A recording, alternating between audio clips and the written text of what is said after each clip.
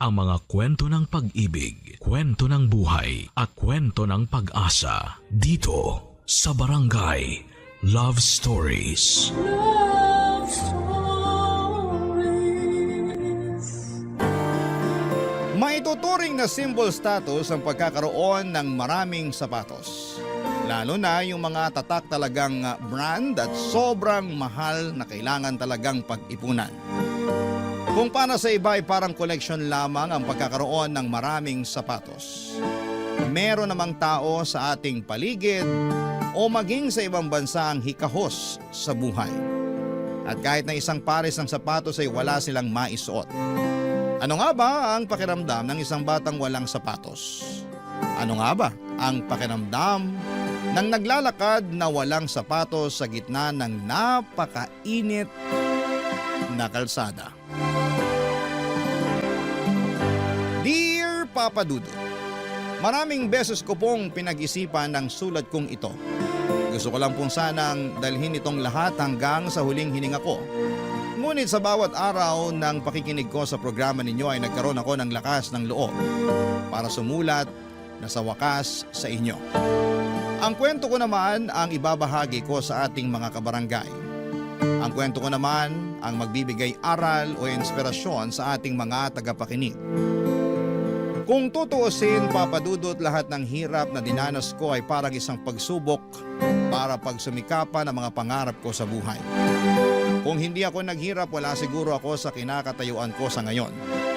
Ako po si Martina at sariwa pa sa alaala ko noong mga araw na wala kaming baon tuwing pumapasok sa eskwelahan ng kapatid kong si Hernan.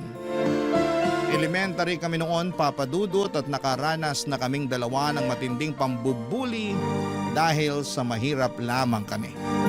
Kesyo ang babaho daw namin dahil sa walang pambili ng uniforme ay mga pinaglumaan ng amo ng nanay ko ang isinusuot namin.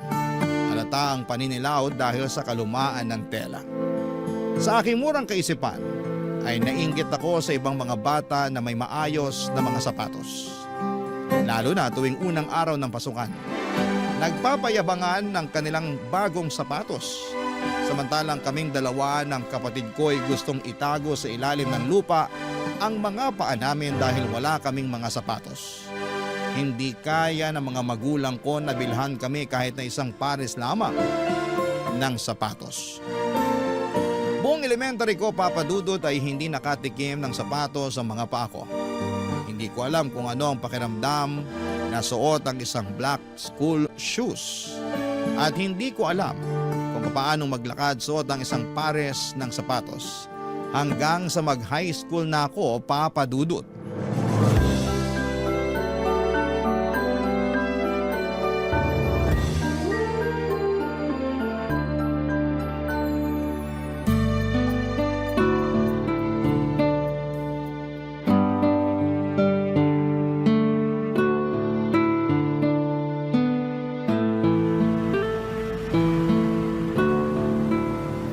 Bagay nga ang sapatos sa mga paa mo, Ate Martina.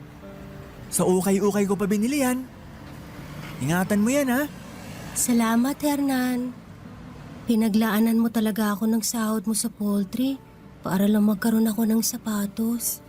Siyempre, para kapag maging teacher ka na, ako naman ang bibilhan mo ng sapatos. Yung tulad ng sa mga basketball player. Sana nga makapagtapos ako. Mangyayari yan. Naniniwala kong kaya mo yan, ate. Hindi ka na ibubuli nung Lisa Faye na yun dahil may sapatos ka na. Naninibago nga ako eh. Parang iba sa pakiramdam ang may sapatos habang naglalakad tayo. Hindi ko nararamdaman ang init at saka yung sakit ng mga bato sa lupa. Ganito pala kapag may sapatos. Mawawala ng kalyo sa paa mo niyan, ate.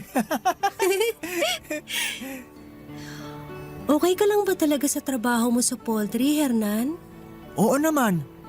Masaya din kaya yun nagpapakain ka ng mga manok. Nakakatuwa, lalo na kapag nakita mong marami silang itlog. Masaya din ang amo namin kaya hindi mainit ang ulo niya. Salamat, Hernan. Salamat sa sapatos. Magsusumikap ako. Makakatapos din ako. Kakayanin ko. Haharapin ko yung mga bully. Hindi nila ako matatalo. Ngayon pa na may sariling pares na ako ng sapatos na bigyan ng pinakamabait na kapatid ko sa buong mundo. Naks naman ate. Basta, huwag kang magpapaapekto dun sa kanila. Sumbong mo sila sa akin. Hahagisan ko sila ng dumi ng manok, yung basa. Grabe naman yun. Sabi ni nanay at tatay, huwag gantihan ng kasamaan ang gumawa sa'yo ng kasamaan. Sa bagay. Basta ate, masaya ako para sa'yo. Parang ako na rin na nag-aaral. Basta, turuan mo ako sa bahay tuwing wala kang pasok at wala rin akong trabaho ha. Sige, tuturuan kita sa lahat ng subjects. Salamat ate. Basta mag-ingat ka sa mga bully ha. Oo naman.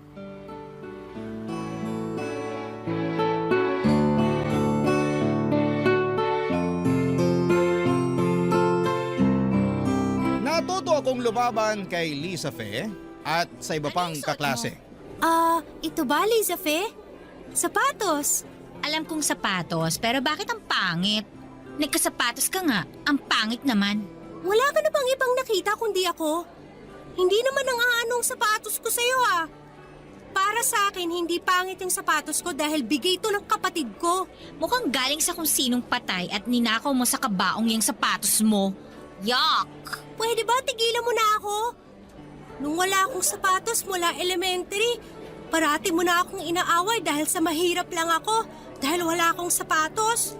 Ngayong may sapatos na ako, humahanap ka pa rin na pwede mong ibuli sa akin? Ano ngayon kung pangit? Hindi ko to ninakaw at hindi to galing sa patay. Oo, okay lang to. Hindi bago, pero sa isang katulad kong mahirap, malaking bagay na tong sapatos na to. Ang drama-drama mo naman? Huwag mo na nga akong laitin kasi hindi mo alam kung anong hirap namin para lang makapasok dito araw-araw. Eh di wag ka nang pumasok para wala nang mabahong katulad mo. Ito ang tatandaan mo, Liza Fe. Hindi parating nasa taas ang ikot ng gulong. Sana hindi mo maranasan ang pag-ikot nito sa baba. Masyado kang mapagmataas. Ikasasayaw mo ba talagang parating namimintas, ha? Gusto kong ipamukha sa kanila na kahit mahirap man ako ay may karapatan din akong lumaban. Sabi nga nila, dapat ay alamin mo kung ano ang ipinaglalaban mo. Para sa akin ay pinaglaban ko ang sarili ko. Ipinaglaban ko na ituring akong tao. Na walang kinalaman ang estado ng buhay para ituring kang isang basura. Lumipas pa ang ilang buwan ay umaligid sa akin si James. Gusto niya akong ligawan at doon ko unang naramdaman na may value din pala ako. Na kahit mahirap lang ako ay may magkakagusto rin pala sa katulad ko pero pinipigilan ko lamang ang sarili ko. Papa Dudut, sapat na sa akin na alam kong may lalaking nagkakagusto sa akin.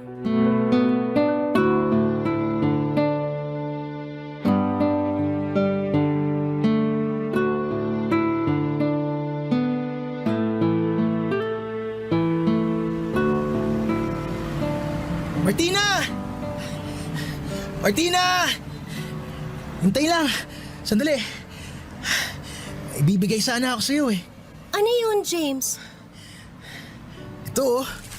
Bulaklak. Martina, sagutin mo na ako. Alam mo naman na gustong gusto kita, di ba? James, ibigay mo na lang yan sa iba. Pero Martina, alam mo naman na ikaw talaga ang gusto ko eh. Ilang buwan na kitang sinusuyo. Tanggapin mo na sana yung pag-ibig ko. Gustong gusto talaga kitang maging girlfriend, Martina. Sorry talaga, James. Ayoko pa magka-boyfriend. Gusto ko pa makapagtapos ng pag-aaral. Alam mo naman na mahirap lang kami, di ba? Magkaibang bagay naman yung gusto mong makatapos sa pag-aaral tsaka yung pag-ibig ko eh. Pangako, hindi kita guguluhin sa pag-aaral mo. Bibigyan pa nga kita ng inspirasyon kung pahihintulutan mo ako eh. Promise, hindi ako magiging hadlang sa mga pangarap mo. Susuportahan pa kita. Salamat, James, pero buo ang desisyon ko. Gusto ko muna makapagtapos ng pag-aaral bago ako pumasok sa isang relasyon. Sige na, paparating na yung kapatid ko. Umalis ka na, please. Ay, kung yan talaga ang gusto mo.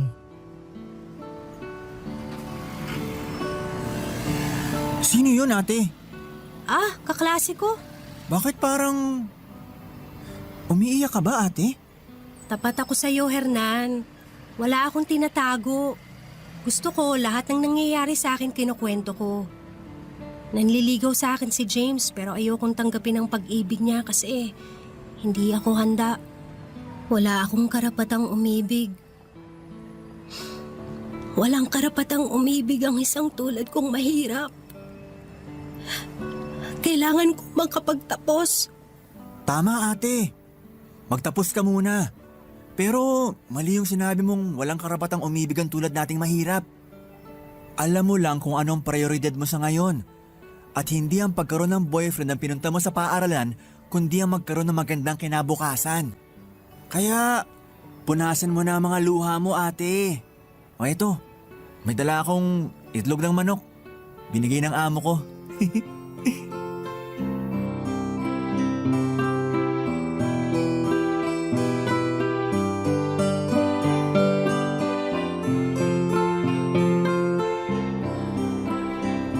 Ano yung nababalitaan ko na nililigawan ka ni James? Totoo ba yung balitang yon?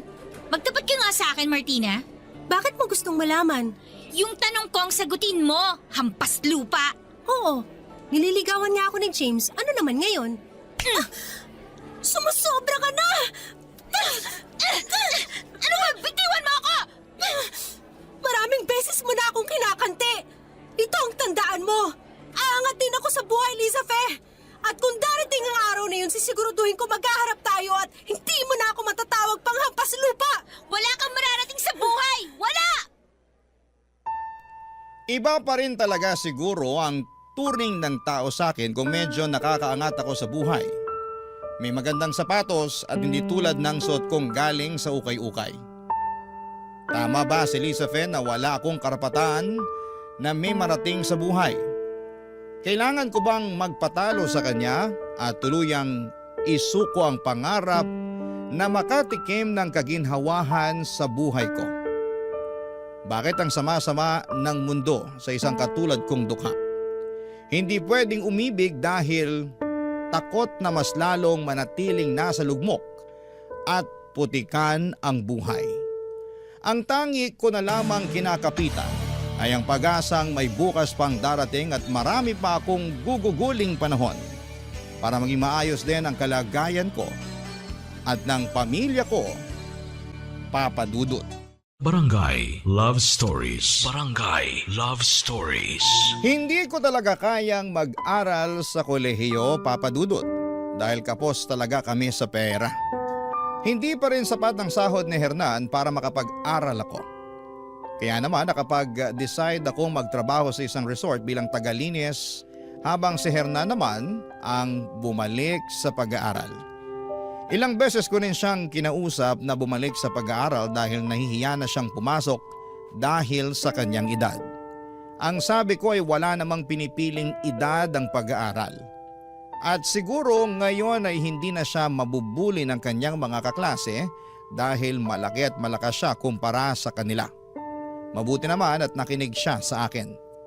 Si Lisa Fe naman, Papa Dudut, nag-aaral sa kolehiyo. Siguro ay tama siya na wala akong mararating sa buhay, pero sa puso't isipan ko ay nananatili akong may magagawa pa hanggat patuloy pa akong humihinga. Isang beses ay bumisita si Lisa Fe sa pinagtatrabahuhan kong resort kasama ang kanyang boyfriend na si James.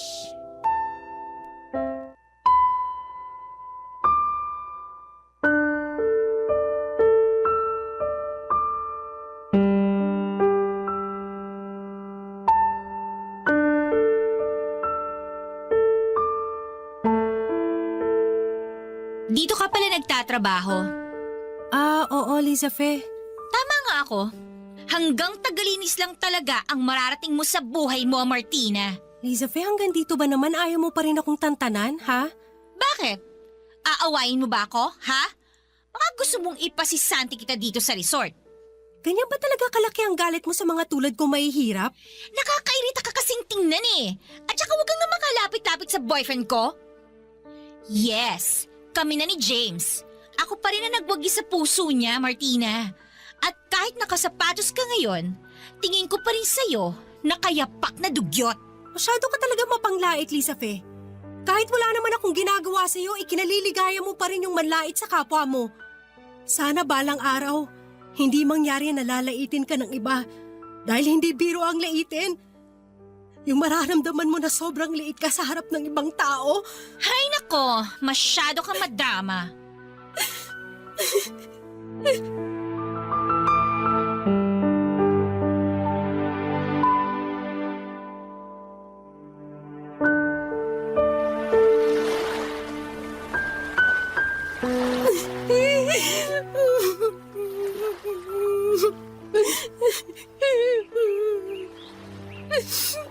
Bakit ba ang sama-sama mo? Oh, Martina? James? Dito ka pala nagtatrabaho? Oo. Mas lalo kang gumaganda. Pero bakit ka umiiyak? Hindi. Napuwing lang ako ng buhangin. Sige maiwan na kita. Teka lang muna sandali. Kakasimula pa lang natin mag-usap eh. Iiwan mo na ako agad. Magkwentuhan na muna tayo. Baka makita tayo ni Lisa Fe, magalit pa yun sa akin. Nagpapahinga ngayon yun sa kwarto namin. Bigla raw kasing sumakit yung ulo niya. Kaya pwede tayong magkwentuhan. Alam mo, namiss kita. Martina, parati kitang iniisip. Kalimutan mo na ako, James. Alam kong mahirap ang buhay para sa'yo. Siguro naman, hindi mo tatanggihan ang alok ko sa'yo ngayon. James, hindi ko kayang tanggapin ang pag-ibig mo. Tulad ng sinabi ko sa'yo noon. Tsaka, may girlfriend ka na. Si Lisa Fe. Nako, hindi ganun. Martina, makinig ka sa aking mabuti. May pera ako. Kaya kong magbigay sa'yo. Gusto kong maangkin ka kahit isang gabi lang. Ano? Magbabayad naman ako eh. Magkano ka ba? Malaki ang allowance na binibigay sa akin ng parents ko. Alam ko na kailangan mo ng pera. Hindi ko kailangan magpakababa at ibenta ang sarili ko para lang sa pera. Kahit mahirap ako, meron din akong dignidad, James. Bakit pa ang dali-dali para sa inyong husgahan ng mga katulad kong mahirap? Ha? Umalis ka na nga. Umalis ka sa harapan ko. Sobra ako na insulto sa sinabi ni James sa akin, Papa Dudut. Porket mahirap lamang ako ay kaya na niya akong pasunurin sa gusto niyang kababuyan para lamang sa pera. Naiinis ako ng sobra sa kanya, yung tinatago kong pagmamahal sa kanya ay biglang nawala at napalitan ng pagkagalit. Iba pa rin kapag may perang isang tao. Akala talaga nila ay mabibili nila lahat ng gusto nila at kaya nilang bilhin ng puri at dignidad ng isang tao na isang kahig isang tuka ang kalagayan sa buhay.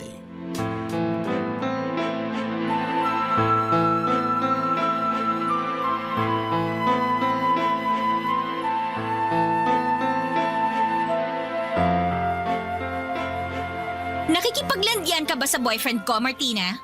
Ako nakikipaglandian? Hindi ko gagawin yan, Lisa Fe. Kung malikot yung boyfriend mo, bantayan mong maigi. Basta ako hindi ako nakikipaglandian. Sinungaling! Ano pa bang gusto mong marinig sa akin?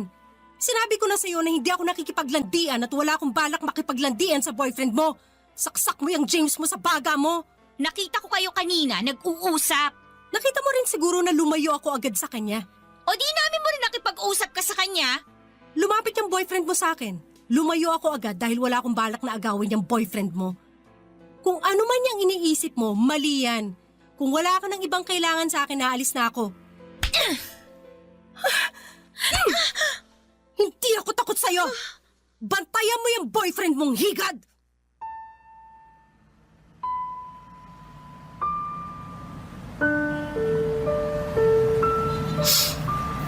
Umiiyak ka ba, ate? Namumugto ang mga mata mo ah. Wala to. Kumusta ang pag-aaral mo? Ang gandang mag-aral, ate. Sana makatungtong tayo sa koleyo. Ate, kapag tapos na ako ng high school, ikaw naman ulit mag-aral sa college ah. Siguro makakahanap na ako ng trabaho na may mataas na sahod. Mag-ipon ka lang ngayon. Ay, salamat sa tulong mo sa akin at sa mga kapatid natin. Kailangan natin ng edukasyon, Hernan. para hindi tayo kutiin ng ibang tao. Gusto kong umangat tayo sa buhay at magkaroon man lang tayo ng matinong pares ng sapatos. Oo nga. Kahit butas-butas na tong sapatos ko ngayon, huwag mo nang pansinin ate. Huwag mo akong alalahanin.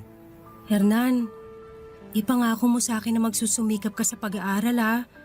Kapag may pagkakataon, mag-aral tayo sa kolehiyo. Ano bang gusto mo maging? Pulis, gusto kong hulihin yung mga bully. Sana maging pulis ka nga. Eh ikaw ate, Teacher, yung binabantayan din ng mga bata na hindi mabuli sa loob ng eskwelahan. sana makapasok tayo ng kolehiyo. Pati ang mga kapatid natin. Nagpapasalamat ako dahil alam kong may pumapawi sa mga luha ko. Ang kapatid kong si Hernan ay parating nandyan para damayan ako. Hindi ko na sinabi ang tungkol kay James, Papa Dudut. Ang gusto ko lang mangyari ay makaipon ako at makapag-aral at para maitaguyod ang sarili ko. Sana kahit si Hernan ay ganoon din. Ang tanging solusyon para tuluyang irespeto ang aming pagkatao ng ibang tao ay ang maging professional kami. Napakahirap. Hindi biro ang kailangan naming lampasan para makuha ang respetong hinihingi namin. Sa mga katulad kong hirap sa buhay na tanging inaalala, ay ang pang-araw-araw ay hindi madali ang pagtuunan ang para sa kinabukasan. Dasal ko lang na walang magkakasakit sa pamilya ko. Maging maginhawa din kaya ang buhay ko. At hindi na kailanman kaya pang laitin ang tulad ni Elizabeth o maliitin ang katulad ni James, Papa Dudut. Barangay Love Stories. Barangay Love Stories. Nagpatuloy ako sa pagtatrabaho ko sa resort, Papa Dudut. Nag-ipon ng pera kapag may sobra para kapag okay na ang ipon ay pwede nang makapag-aral muli. Pero pinanghihinaan ako ng loob dahil ang hirap palang ipunin ng napakalaking perang kailangan para makapag-aral sa kolehiyo. Sa pagtatrabaho ko sa resort ay may isang European na lalaki akong nakilala na naging guest namin. Parati niya akong sinusundan, Papa Dudut. At sinabi niya sa akin na gusto niya ako. Pinag-iisipan kong mabuti ang alok niya na pakasalan ako at manirahan kami sa kanilang bansa. Ipinangako niyang tutulungan niya ang mga kapatid ko para mag-aral dahil sinabi ko sa kanyang dahilan kung bakit ako nabubuhay sa araw-araw. Pinaghalong awa at pagmamahal ang nararamdaman niya sa akin. Pinaghalong pagmamahal at pasasalamat naman ang ibinigay ko sa kanya, Papa Dudut. Napakabait niya. Siya siguro ang pinadala ng langit para maisakatuparan ang lahat ng dasal ko. Hindi man maganda ang mag-isip ng masama sa kapwa pero noong mga panahon na yon ay nasa isip ko talaga na makagaganti na ako sa mga taong umalipusta sa akin. Naging maganda ang buhay ko sa Europa at naging maayos din ang buhay ng pamilya ko sa Pilipinas. Dahil nakakapag-aral na ang lahat ng mga kapatid ko at hindi iniintindi ang gastusin. After 15 years ay umuwi ako sa bansa.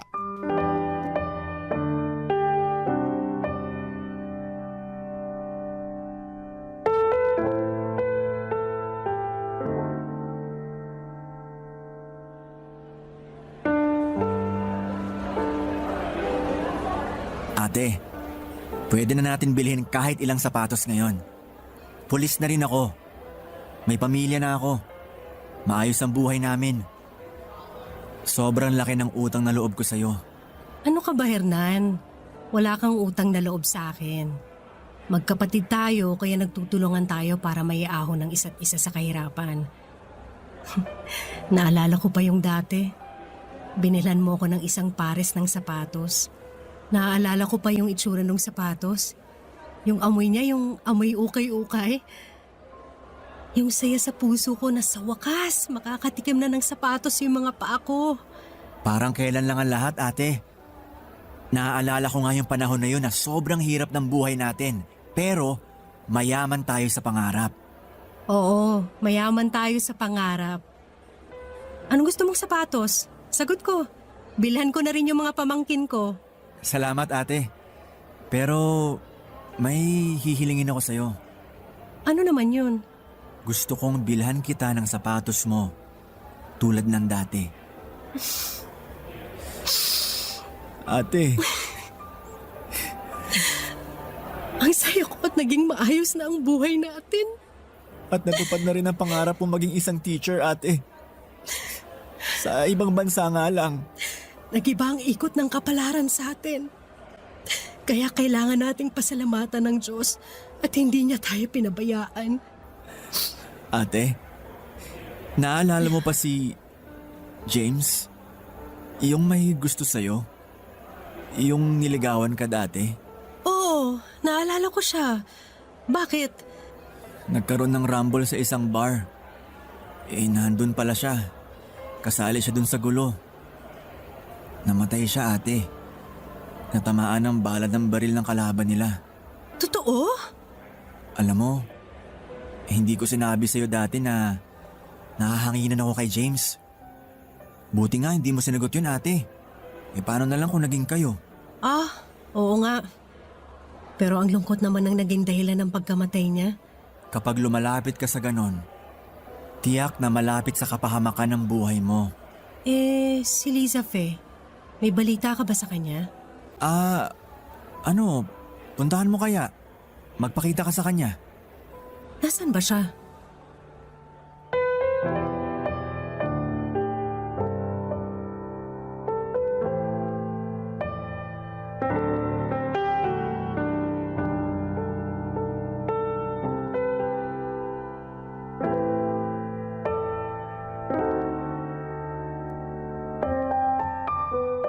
Nalaman kong hindi pala nakatapos si Liza Fe ng kolehiyo, Papa Dudut, dahil nabuntis ito ni James.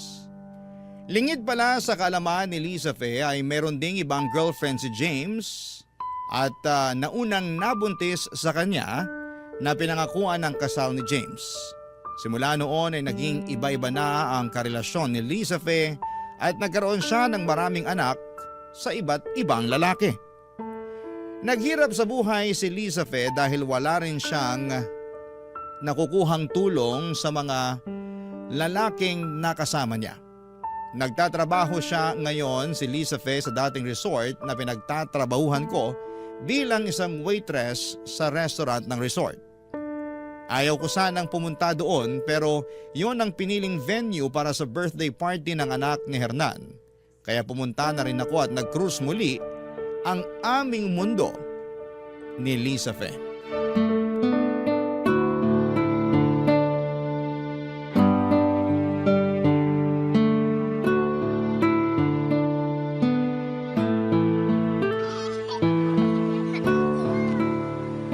Liza Fe? Martina? Mabuti naman at natatandaan mo pa ako. Oo naman, natatandaan kita. Malaki nang ipinagbago mo at ng pamilya mo Mayaman ka na. Ako, eto, naghihirap sa buhay. Martina, marami akong kasalanan sa'yo. Sana mapatawad mo ko. Liza Fe, matagal na kitang pinatawad. Nagpapasalamat nga ako sa'yo dahil naging pursigido ako sa pag-abot ng mga pangarap ko. Kung hindi dahil sa'yo, malamang wala akong pangarap sa buhay. Ang sama-sama ako sa'yo. Tama, tandang-tanda ko pang sinabi mo sa akin noon na hindi parating nasa itaas ang ikot ng gulong. Masyado akong mapagmataas. Hindi ko inisip na mararanasan ko yung pag-ikot ng gulong ng kapalaran sa ibaba. Naalala ko pa na wala kang sapatos noon na pumapasok. Pinagtatawanan kita. Ang sama akong bata pati nung high school tayo. Naalala ko nung binilang ka ng kapatid mo ng sapatos sa ukay. Nilait-lait ko pa yung sapatos mo noon. Hindi ko alam na para sa iba, malaking bagay pala yung maliit na bagay sa mga mata ko. Patawarin mo ko, Martina. Tama na ang paghingi mo ng tawad.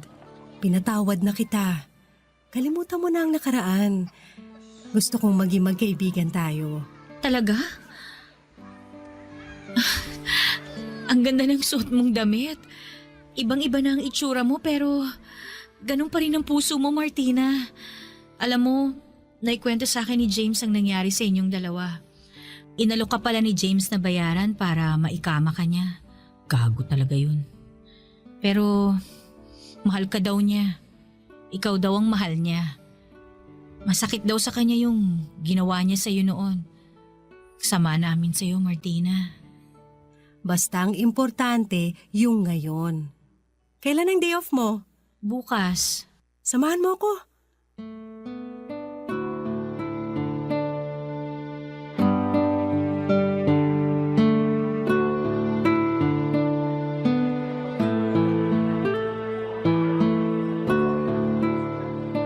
Bakit tayo nandito? Lisa Fe, dati tinitignan ko parati yung mga sapatos mo. Nangarap ako na sana balang araw magkaroon din ako ng mga sapatos ng tulad sa'yo.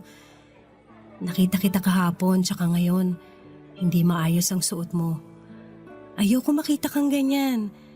Gusto kong bilhan ka. Martina, Pumili ka! hindi ko deserve yung ganito, Martina. Ano ka ba?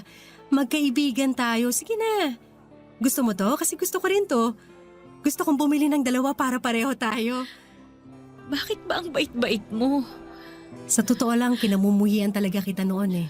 Pero dati yun. Gusto kong tuluyang mawala ang peklat ng nakaraan. Gusto kong palitan ng magagandang ala-alang tungkol sa'yo.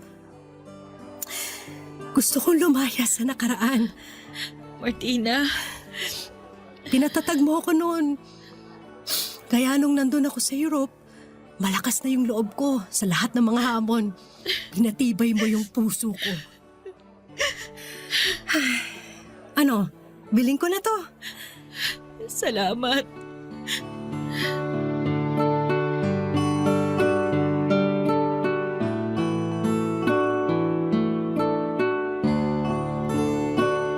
Naging magkaibigan na kaming dalawa ni Lisa Fe Papadudut. Ang dating parang aso't pusa ay sobrang malapit na sa isa't isa.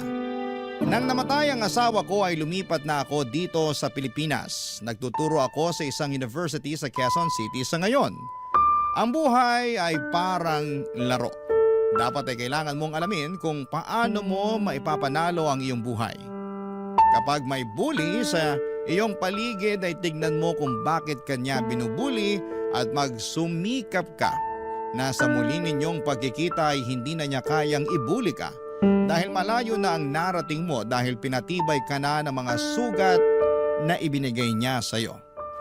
Sana ay hindi maging sukatan ng pagkatao kung ano ang suot na sapatos ng tao o wala man itong suot na sapatos.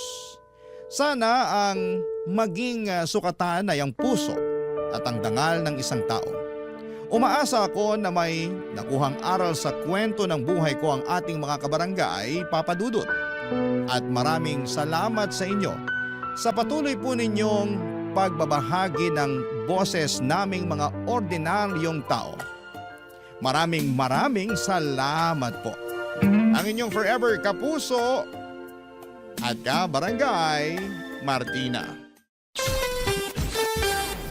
Ano ang masasabi mo sa ating Barangay Love Stories today? Aabangan namin yan sa aming comment section. Ang mga kwento ng pag-ibig, kwento ng buhay, at kwento ng pag-asa dito sa Barangay Love Stories. Love Stories.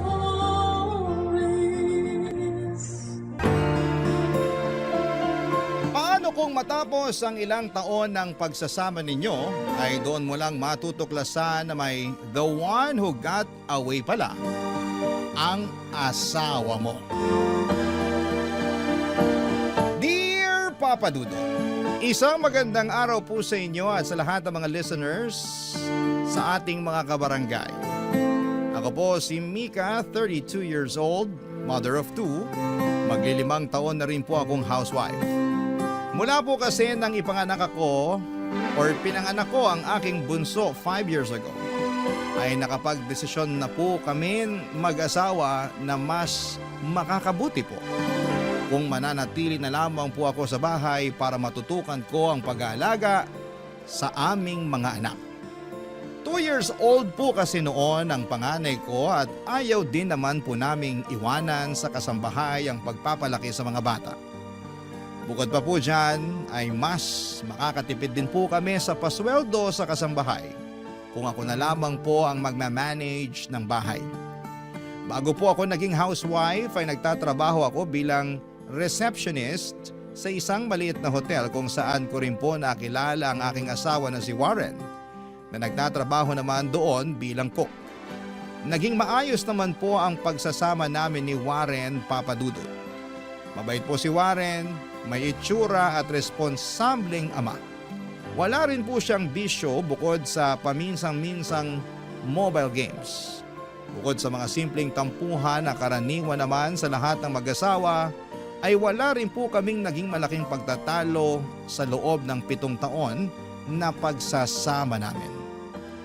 Hanggang neto nga pong pagbukas ng 2020 kung saan ay parang nadamay din ang aming relasyon sa kamalasan na dumapo sa mundo. At ito na nga po sana ang gusto kong ikwento sa inyo ngayon at hingan sana ng advice kung ano ba ang dapat kong gawin, Papa Dudut. Totoo nga po siguro ang sinasabi nila na mararamdaman ng isang babae kung ang kanyang asawa ay may third party. At neto nga pong January 2020 ay napansin ko na may naging pagbabago sa kilos ni Warren. Nung una ay in denial pa po ako dahil nga sa tagal naming nagsasama ay never pa pong ng babae si Warren. At least, hindi ko naramdaman na may iba siya. Pero neto pong January ay kakaiba talagang naging kutob ko. At lingid sa kaalaman ko yun, ayun na nga po pala ang magiging simula ng pinakamalaking pagsubok sa pagsasama namin.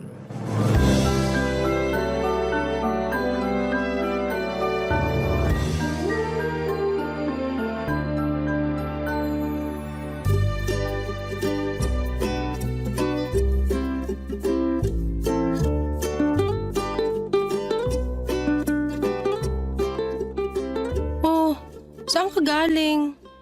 Bakit naka-short sa rubber shoes ka? Nag-gym ako. Gym? May promo kasi dun sa gym na malapit sa hotel. May discount kapag nag-member ng 1 buong taon. Nag-member ka? Oo, Okay. Magkano naman yung monthly nun? 500 na lang.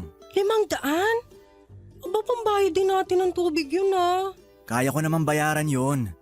At saka maliit lang na investment yun para sa pagiging mas healthy ko. Dapat nga ikaw din eh. Nye, sa gawaing bahay lang dito at sa pag-aalaga ng mga bata, ubus na lakas ko. Teka, hindi ba lalo makakasama yan sa'yo kasi pagod ka na nga sa trabaho, buong araw ka ng galaw sa kitchen? Iba naman yung pagluluto sa pag-gym. Siyempre may mga parte ng katawan na hindi na-exercise. Okay, sige. Nga pala, may dumating na delivery dyan kanina, box. Ganun ba? Ayos. Ano naman yung pinadeliver mo? Mga supplements lang yon. Para masulit ko yung pag-gym ko. Aba, talagang kinakarir mo yung healthy-healthyhan mo ah. Oo, naisip ko parang New Year's resolution ba? Wow! Ibang pasok ng 2020 sa'yo ah. Dapat nga ikaw din. Mag-diet na rin tayo para maging mas malakas resistensya natin. Siyempre, hindi na tayo bumabata. Kailangan na natin palakasin yung katawan natin. Mahal na magpa-ospital ngayon. Sige, support na lang kita dyan. Okay na ako sa ganito. Papadudot ng Chineco po ang internet. Ang mga biniling supplements ni Warren ay nakita kong mga pampalaki sila ng katawan. Doon na po talaga ako nagtaka na may parang kakaiba. Kung ang pakay lang po ni Warren ay mas maging healthy, bakit kailangan pa na magpalaki siya ng katawan? Para kanino? Para sa akin? Para sa sarili niya? Pero bakit parang nagmamadali siyang magpaganda ng katawan? Napakarami pong mga tanong na sumagi sa isipan ko noon, Papa Dudut. Pero sinubukan ko pong magmaang-maangan. At pilit na sinantabi ang mga agam-agam ko. Nang lumipas nga po ang mga araw ay napansin kong mas nagiging banidoso na nga po si Warren. May mga bagong damit na binili, sapatos, pati pabango. Nang hindi na po ako nakatiis ay kinumpronta ko na po siya tungkol sa bagay na ito.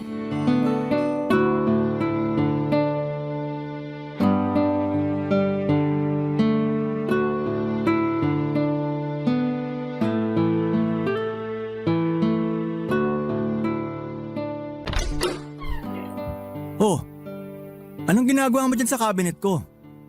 Nag-spray ka ng pabango? Oo, gusto ko maamoy eh. Bakit nag-spray ka pa? Maaamoy mo rin naman yan kapag ginamit ko. Binuksan mo pa, kakabili ko lang nito eh. Mukhang mamahalin yan ah. Mura lang yan. May nagbebenta lang dun sa hotel. At nag-shopping ka rin pala nung isang araw? Anong okasyon? Wala. Pumapayat na ako eh. Kailangan ko na ng bagong mga damit. Hindi ka pa naman ganun kapayat ah. Kasya pa naman yung suot mo. Nakuha ko naman yung mga yun sa sale eh. Parang hindi naman. Chinek ko yung mga etiketa at resibo, parang wala namang nabawas. Teka, bakit parang may kakaiba sa'yo ngayon? Bakit parang iniimbestigahan mo ko? Wala. Nagtataka lang ako kung bakit parang bigla-bigla ka naging banidoso. Ganyan talaga ang tao. Nagbabago. Buti nga ako nagbabago for the better. Bakit? Gusto mo ba na porket matagal na tayo dapat maging losyang na ako? So para sa akin yung ginagawa mong pagpapapogi at pagpapalaki ng katawan. Syempre para sa'yo, kanino pa ba? At anong pagpapalaki ng katawan sinasabi mo dyan? Yung binili mong mga gamot na isang araw, sinearch ko sa internet. Pampalaki pala ng katawan. Hindi naman pampalaki yun. Para lang yun masulit yung pag-gym ko. Naku sana talaga totoo yung mga sinasabi mo. Alam mo Mika, huwag ka na mag-isip ng kung ano-ano. Hindi ba pwedeng magpapogi ang mga lalaki? Ikaw rin naman, bili ka ng bili ng makeup ah. Nagagamit mo lang naman kapag nagsisimba ka. Parang ganon din ako. Basta, siguraduhin mo lang yan sinasabi mo ha. Hindi, makukuha mo talaga sa akin ang hinahanap mo. Sus! Ito talagang asawa ko. Selosa ka pala. Kasi naman kung kailan ka tumanda tsaka ka pa nagpapapogi dyan. Uy, kung makamatanda ka naman dyan, 32 lang kaya tayo. At saka, bakit ka ba galit na galit? Para sa'yo naman tong pagpapapogi ko. Sus! Ay nako, siguraduhin mo lang Warren kundi malilintikan ka talaga sa akin.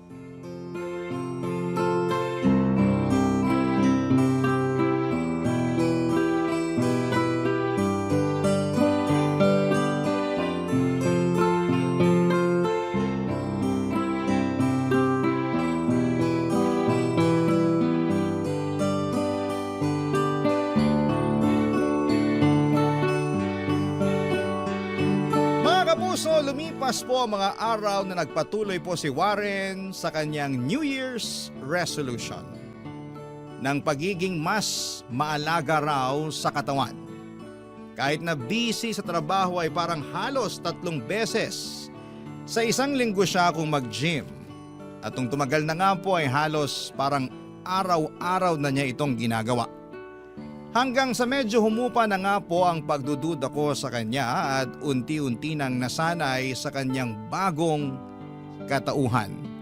Lalo pa po dahil unti-unti na po ulit akong nagwapuhan sa asawa ko. Kaya hindi na ako nagreklamo pa.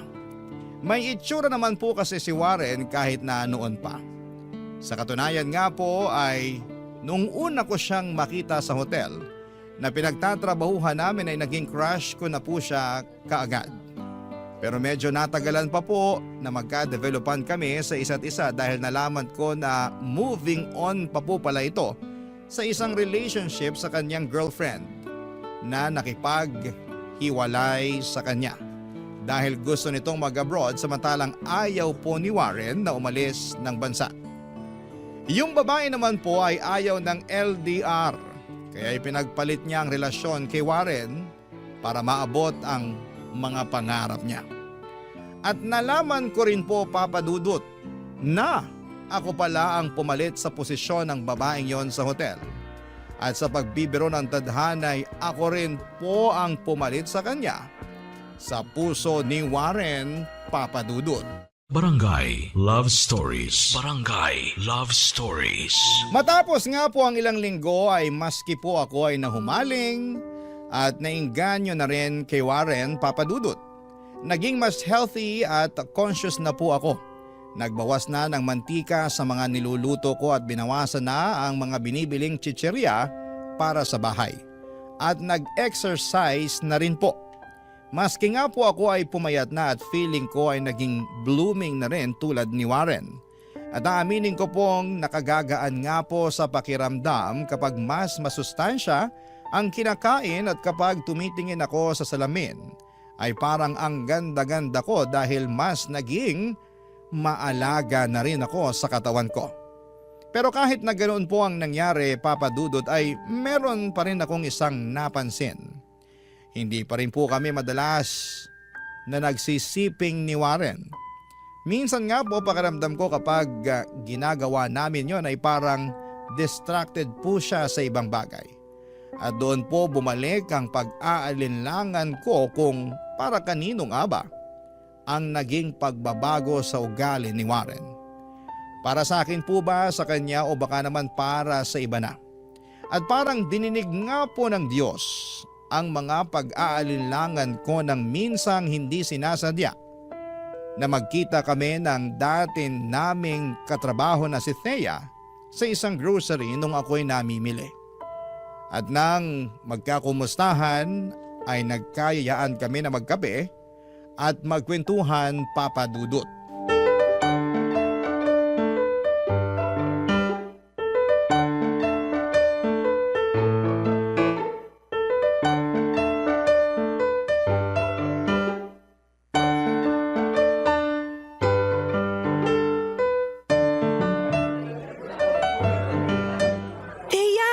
Kumusta ka na? Okay naman. May nga pala, libre ko na to ha. Naku, ano ka ba? Hindi na, sagot ko na. Kaka-promote ko lang din kasi sa trabaho ng isang araw. Wow! Congratulations! Eh, salamat. Pero nako, parang totoo yung kasabihan na. Pag swerte sa trabaho, malas naman sa love life. Dahil hanggang ngayon, single pa rin ako eh. Talaga? Bakit? Wala ba dun sa hotel ninyo? Naku ang babata ng katrabaho ko. Tapos yung mga kaidaran ko naman, lahat kundi may asawa na, may girlfriend na. Eh ikaw, housewife ka pa rin ba hanggang ngayon? Oo. Pagkatapos ko mag-resign, hindi na ako nagtrabaho. At mukhang panghabang buhay na nga to. O at least hanggang tumuntong siguro ng high school yung mga bata. Wagas ka, Mika. Grabe ang hirap siguro niyan. At ang boring. Pero in fairness ha, parang bumata ka mula nung huli tayong nagkita. Salamat. Ngayon taon kasi, mas naging health conscious na kami ni Warren eh. Kaya yun, diet, exercise. That's good. Naku, sobrang stress sa trabaho. Wala na akong time mag-gym. Kahit na meron naman kaming libre dun sa hotel. Buti nga, nagkita tayo ngayon. Nakahinga-hinga man lang ako. Kahit nga tuloy yung reunion ng batch namin ni Warren, hindi na ako nakapunta. Reunion ng batch nyo? Oo, sa hotel. Yung batch namin ni Warren.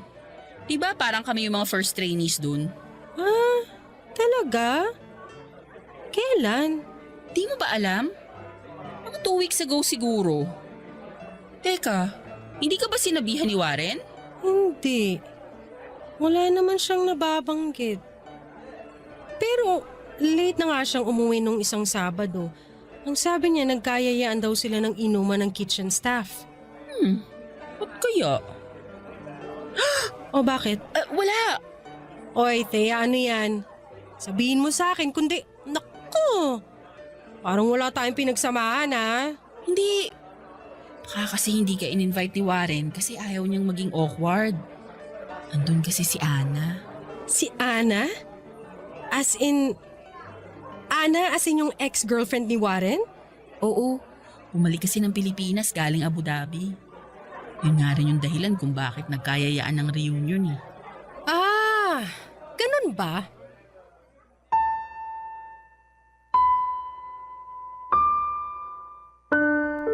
Bigla pong nandilim ang paningin ko nang marinig ko ang sinabi ni Thea, Papa Dudut. Para po kong biglang sinapak ng pagkakataon sa revelasyon ni Thea. Hindi ko na po maalala kung kailan ako huling nagselos kay Thea. Siguro nung una o sa ikalawang taon namin ni Warren, Papa Dudut. Pero matapos naming magpakasal at magkaanak ni Warren ay hindi ko na po naisip ang tungkol sa ex-girlfriend ni Warren. At hindi ko rin po akalain na matapos ang 7 taon, nang pagsasama namin ni Warren ay bigla ulit papasok sa eksena si Ana. Buong akala ko rin po ay naka-move on na si Warren sa loob ng matagal na panahon naming pagsasama. Pero sa nabanggit kong impormasyon ni Thea ay parang hindi pa pala. At pakiramdam ko po ay parang naloko din ako sa loob ng mahabang panahon. Dahil din po sa sinabi ni Thea ay bigla ko tuloy na pagtagpi-tagpi ang mga pagbabago kay Warren. Si Ana kaya ang dahilan kung bakit biglang nakaisip na magpapogi at magpalaki ng katawan si Warren. Kinagabihan po matapos naming magkita ni Thea ay kinumpronta ko na si Warren para malaman ko na ang katotohanan.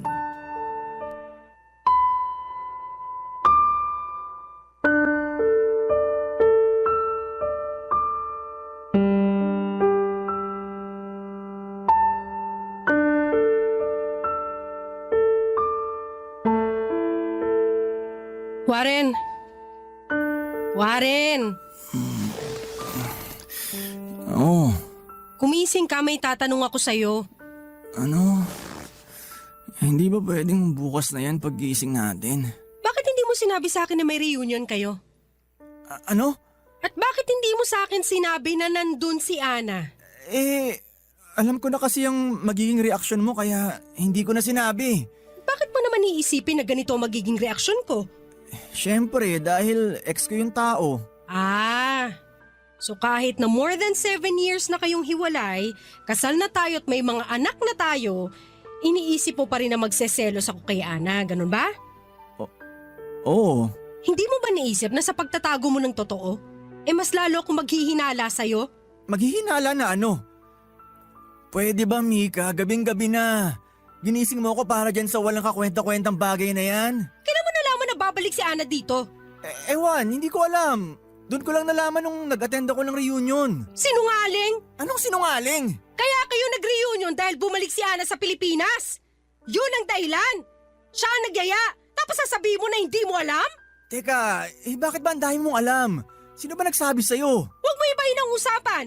Hanggang ngayon nagsisinungaling ka pa rin sa akin. Hinaan mo ang boses mo. Magigising ang mga bata. Ano ba yan, Mika? So kaya ka ba bigla nag-gym?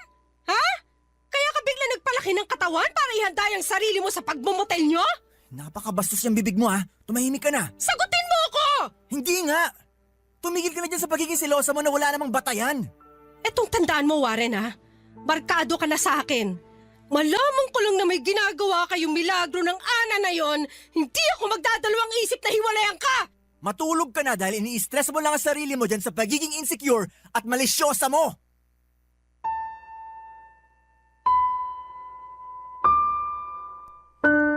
Papadudot mula po nang kumprontahin ko si Warren tungkol sa kanyang ex-girlfriend ay naging tensyonado na rin po ang samahan namin.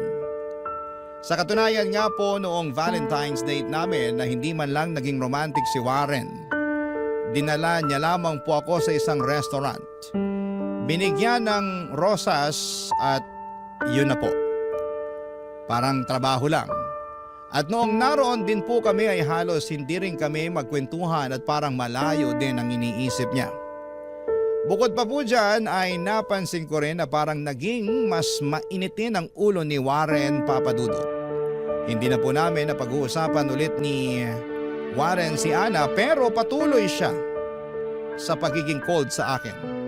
Maski nga po ang mga anak namin ay medyo napansin na rin po ang pagbabago sa ugali ng kanilang ama. Pero pinapaliwanag ko na lamang sa kanila na pagod lamang ang tatay nila sa trabaho kaya madalas itong tahimik sa bahay.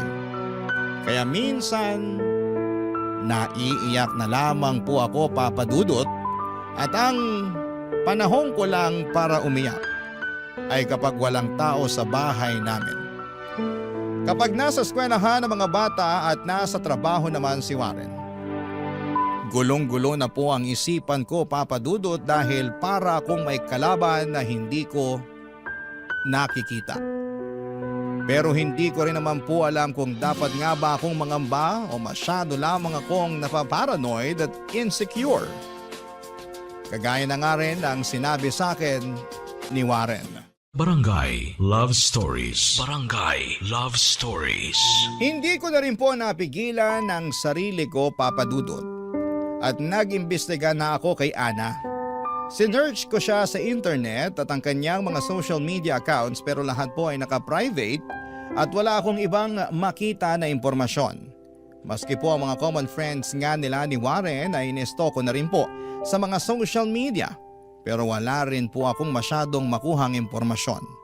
Ang tangi ko lang pong impormasyon na nakuha ay may boyfriend itong si Ana. Gayunpaman ay hindi pa rin naalis sa isipan ko na kung meron nga siyang boyfriend ay hindi naman ibig sabihin noon ay wala na siyang kalaguyong iba. Habang lumilipas sa mga araw ay mas lalo pong nagiging mainitin ang ulo ni Warren, Papa Dudut. At sa paglipas din ng mga araw ay mas lumalakas ang kutob ko na may kakaibang nangyayaring hindi ko alam.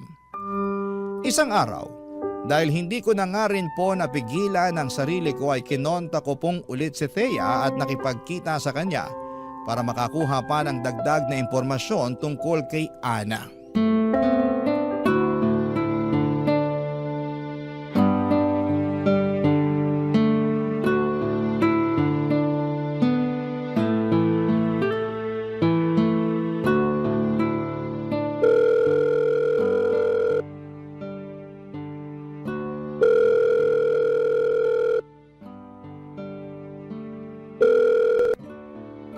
Friend!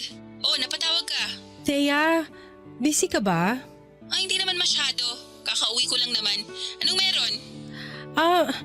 May itatanong sana ako sa'yo eh. Ano yun? Friend, hindi kasi ako mapakali after nung huling pag-uusap natin. Oh, bakit naman? Kasi nga, dun sa nabanggit mo, na umuwi si Ana. Okay. Bakit? Ano bang bumabagabag sa'yo? Hanggang ngayon kasi hindi ko maalis sa isip ko kung bakit nagsinungaling si Warren sa akin tungkol dun eh. Ang sabi niya, para daw hindi ako magselos. Pero ewan, iba kasi ang kutob ko. Okay. Anong gusto mong malaman? Hindi rin ako naka-attend ng reunion eh. Wala rin akong balita kung anong nangyari dun. Hindi ba kayo nakapag-usap o nagkita ni Ana nitong nakaraan? Hindi, friend eh. Busy sa trabaho. Nag-message lang ako sa kanya na welcome back sa Pilipinas tapos nag-thank you siya. Yun na rin yung huli namin pag-uusap. So friends kayo sa social media, no? Oo. Ngayon, paparanoid ako eh. Feeling ko kasi parang may kakaiba kasi sa kinikilos ni Warren itong mga nakaraang linggo. Ha? So kutob mo na may relasyon sila? Hindi naman. Ewan. Pero friend, ewan ko ha. Kasi ang huli kong alam kay Ana, 5 years na sila ng boyfriend niya. Tapos nung isang linggo, nakita ko nag-post siya na engaged na sila. Parang nung Valentine's lang ata nag-propose. Ha? Oo. Well, mukha naman silang masaya dun sa pictures ng fiancé niya. Ganun ba? So ayun. Bakit hindi mo nalang kausapin si Warren tungkol dyan? Kinausap ko na nga siya pero nagalit lang. Silosa daw ako at insecure. Anyway, sige Thea ha, maraming salamat. Pasensya na sa istorbo. At matapos nga po namin mag-usap ni Thea, ay magkahalong ginhawa at takot po ang naramdaman ko, Papa Dudut. Ni hindi ko nga po alam na posible palang maramdaman ang dalawang magkaibang bagay ng sabay. Nakaramdam po ako ng ginhawa dahil alam kong kakasagot lang ni Ana sa boyfriend niya at ikakasal na sila. Kaya't mababawasan na ako mababawasan ang kakompetensya. Pero nakaramdam din po ako ng pangamba na baka palaging mainitin ang ulo ni Warren kamakailan ay dahil marahil ay nalaman na niyang ikakasal na ang ex-girlfriend niya. Hindi ko po kaagad kinumpronta si Warren tungkol sa mga natuklasan ko, Papa Dudut. Siguro'y may bahagi rin sa akin na natakot na baka makarinig ako ng mga bagay kay Warren na lubos na ikakasakit ng puso ko. Sinubukan ko na lamang pong isantabi ang nararamdaman ko at pinilit ang sarili ko na mapayapa sa impormasyon na ikakasal na si Ana sa iba. Kaya't hindi na niya maaagaw sa akin si Warren. Pero nagkamali ako, Papa Dudut. Isang gabi ay umuwi po ng lasing si Warren at dumire-diretso na sa kama at natulog. Doon po ay hindi ko na napigilan ang sarili ko. Naisip ko ng pagkakataon ko na rin po yon para makapag-imbestiga. Chinek ko po ang cellphone ni Warren at doon na po gumuho ang mundo ko.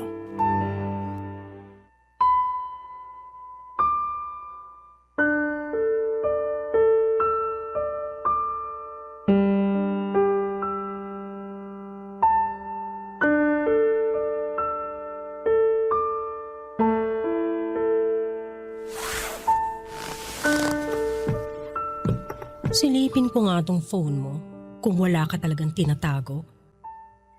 Ano nga uli yung password niya?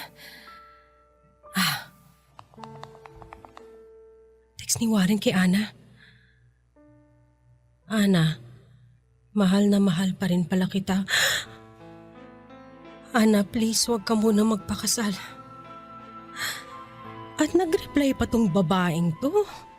Warren, parang awa mo na. Patahimikin mo na ako. Dapat hindi na lang ako nakipagkita sa'yo. Maawa ka sa asawa mo. Warren! Warren, kumising ka dyan! Ano ba? Kumising ka, sabi! Ano ba ang problema? Ang ingay-ingay mo. Ano to mga message na to kay Ana, ha? Anong message? Eto! Ana, mahal na mahal pa rin pala kita. Ana, please, huwag ka muna magpakasal. Ana, bigyan mo naman ako ng pagkakataon pa. Ano to mga to? Akin na yan. Ayop ka! Ayop ka! Ayop ka! Kailan pa? Kailan mo pa ako niloloko? Hindi kita niloloko. So ano yan? Huling-huli ka na, itatanggi mo pa?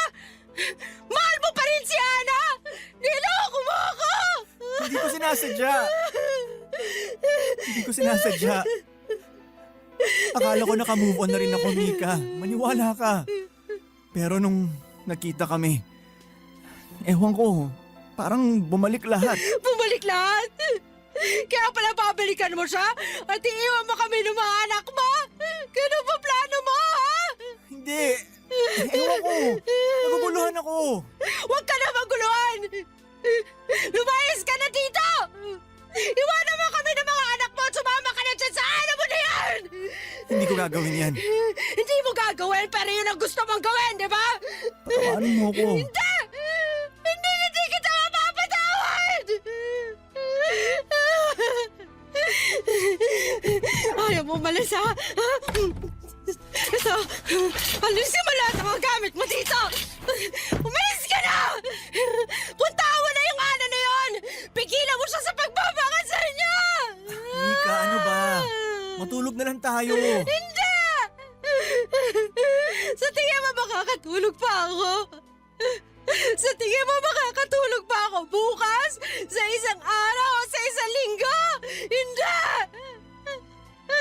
Hindi ako makakatulog hanggang nandito ka at nakikita ko yung pagmumukha mo!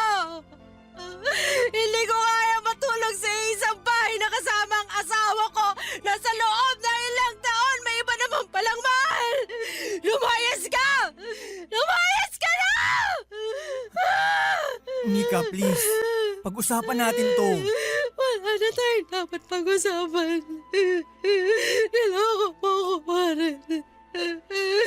Niloko mo kami ng mga anak mo!